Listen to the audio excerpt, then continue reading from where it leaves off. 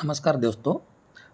CTET 2025 की ये जो एमसीक्यू सीरीज़ हमने स्टार्ट की है, इसमें आज हम देखेंगे कोलबर्ग का नैतिक विकास सिद्धांत और इसके रिगार्डिंग 15 महत्वपूर्ण एमसीक्यूज़ क्वेश्चन देखेंगे।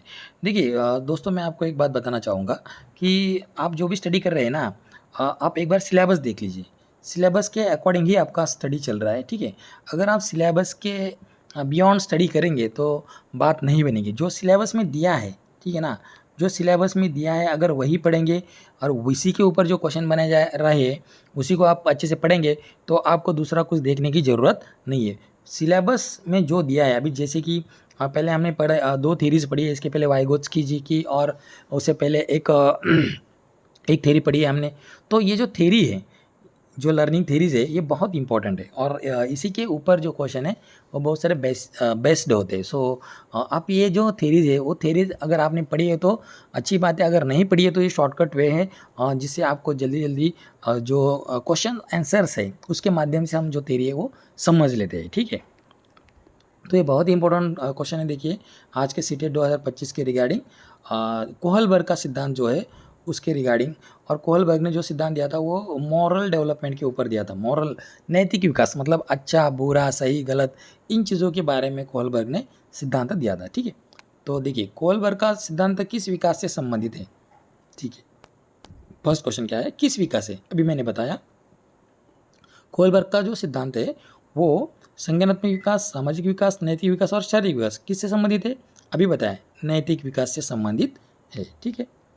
सेकंड क्वेश्चन देखिए, कोहलबर्ग ने नैतिक विकास के कितने स्तर बताए हैं? कोहलबर्ग ने यहाँ पे नैतिक विकास के कुछ स्तर बताए हैं, तो वो कितने बताए?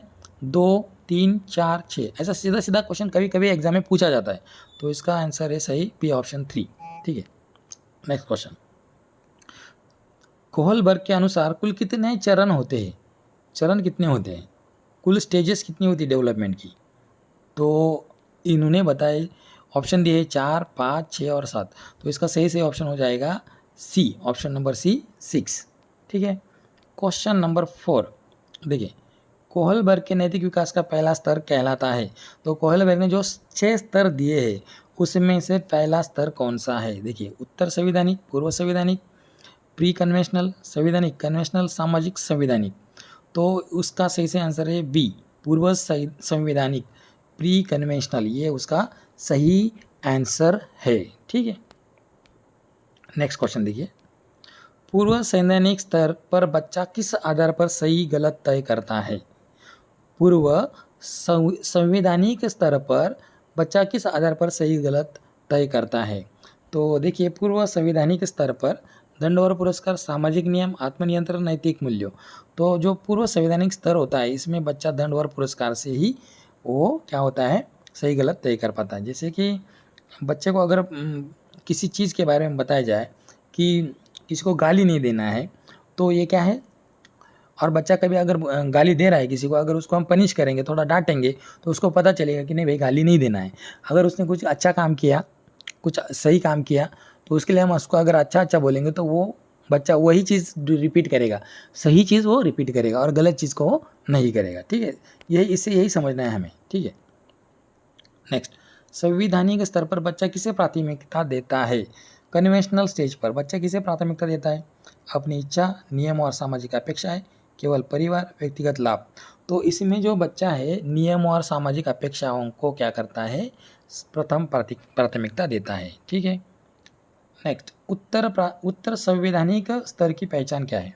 उत्तर संवैधानिक, केवल दंड से डरना, नियमों का अंधानुकरण, नैतिक मूल्य और सार्वभौमिक सिद्धांतों का पालन, सामाजिक दबाव। तो देखिए, उत्तर संवैधानिक स्तर की पहचान क्या है? नैतिक मूल्यों और सार्वभौमिक सिद्धांतों का पालन करना, ठीक है। ये इसका सही आंसर नंबर सी हो जाएगा, ठीक है।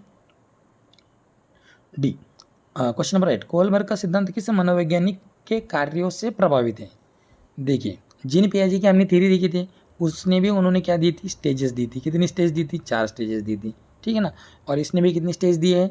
कोहलबर्ग ने 6 स्टेजेस दिए, ठीक है ना। तो ये पियाजे के ऊपर ही उसकी थ्योरी जो है डिपेंड थी, ठीक है। इसका सही आंसर हो जाएगा जीन पियाजे, ठीक है।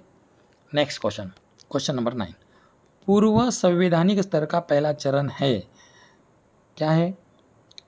आज्ञा पालन और दंड अभिविन्यास, ऑबिडियंस एंड पनिशमेंट ओरिएंटेशन, सामाजिक व्यवस्था अभिविन्यास, नैतिक सिद्धांत अभिविन्यास, अंतर्व्यक्तिक संबंध अभिविन्यास। तो पूर्व संवैधानिक स्तर का पहला चरण है आज्ञा पालन और दंड अभिविन्यास।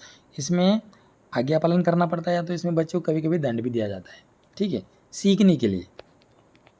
नेक्स्ट क्वेश्चन, संवैधानिक स्तर का दूसरा चरण कहलाता है, संवैधानिक स्तर का दूसरा चरण कहलाता है सामाजिक व्यवस्था अभिविन्यास, स्वार्थ अभिविन्यास, सार्वभौमिक नैतिक सिद्धांत पुरस्कार आधारित अभिविन्यास। क्या है इसका सही आंसर? संवैधानिक स्तर का दूसरा चरण कहलाता है सामाजिक व्यवस्था अभिविन्यास, ठीक है। ये वर्ड थोड़े से डिफिकल्ट है लेकिन ये पढ़ना जरूरी है क्योंकि ये अचानक एग्जाम में आएंगे तो हम उसको समझ नहीं पाएंगे, ठीक है। क्वेश्चन नंबर 11, उत्तर संवैधानिक स्तर का अंतिम चरण है सामाजिक अनुबंध अभिविन्यास, सोशल कॉन्ट्रैक्ट ओरिएंटेशन, सार्वभौमिक नैतिक सिद्धांत अभिविन्यास, यूनिवर्सल इथिकल प्रिंसिपल ओरिएंटेशन, नियम पालन अभिविन्यास, पारस्परिक संबंध अभिविन्यास। तो इसका क्या सही ऑप्शन है? तो इसका सही ऑप्शन है सार्वभौमिक, इसका सही ऑप्शन हो जाएगा सार्वभौमिक नैतिक सिद्धांत अभिविन्यास, ठीक है, ये इसका सही ऑप्शन हो जाएगा। क्वेश्चन नंबर 12, कोहलबर्ग के अनुसार उच्चतम नैतिक विकास चरण है, कोहलबर्ग के अनुसार उच्चतम नैतिक विकास चरण क्या है? नैतिक विकास का चरण क्या है? आत्मकेंद्रित सोचना, सामाजिक दबाव के अनुसार कार्य करना, सार्वभौमिक नैतिक सिद्धांतों पर चलना, पुरस्कार पाना। तो देखिए, आत्मकेंद्रित सोचना ये तो नहीं रहेगा, सामाजिक दबाव के अनुसार कार्य करना ये भी सही नहीं है, बट सार्वभौमिक नैतिक सिद्धांतों पर चलना ये इसका सही ऑप्शन है, सही आंसर है सी, ठीक है। तो इसका सही आंसर हो जाएगा सी। नेक्स्ट क्वेश्चन, कोहलबर्ग का मानना था कि नैतिक विकास आयु के साथ रुक जाता है, जीवन भर चलता है, केवल बचपन में होता है, केवल विद्यालय में होता है। तो देखिए, डेवलपमेंट या तो कोई भी विकास होए तो वो क्या होता है, वो एक कंटिन्यू प्रोसेस है। डेवलपमेंट क्या होती है, कंटिन्यू होती रहती है, चाहे वो कोई भी हो। Development it is a continuous process, ठीक है ना। तो ये जीवन भर चलता है। कोहलबर्ग का मानना था कि नैतिक विकास जीवन भर चलता है, ठीक है। कोहलबर्ग का सिद्धांत किस शिक्षा क्षेत्र में सबसे अधिक उपयोगी है? भाषा शिक्षा, नैतिक एवं मूल्य शिक्षा, गणित शिक्षा, शरीर शिक्षा। तो ये कोहलबर्ग टोटली नैतिक मूल्यों की बात करता है, तो इनकी शिक्षा है नैतिक एवं मूल्य शिक्षा से रिगार्डिंग, ठीक है। नेक्स्ट क्वेश्चन, कोहलबर्ग का सिद्धांत शिक्षकों को क्या संदेश देता है? देखिए, कोहलबर्ग का सिद्धांत शिक्षकों को क्या संदेश देता है?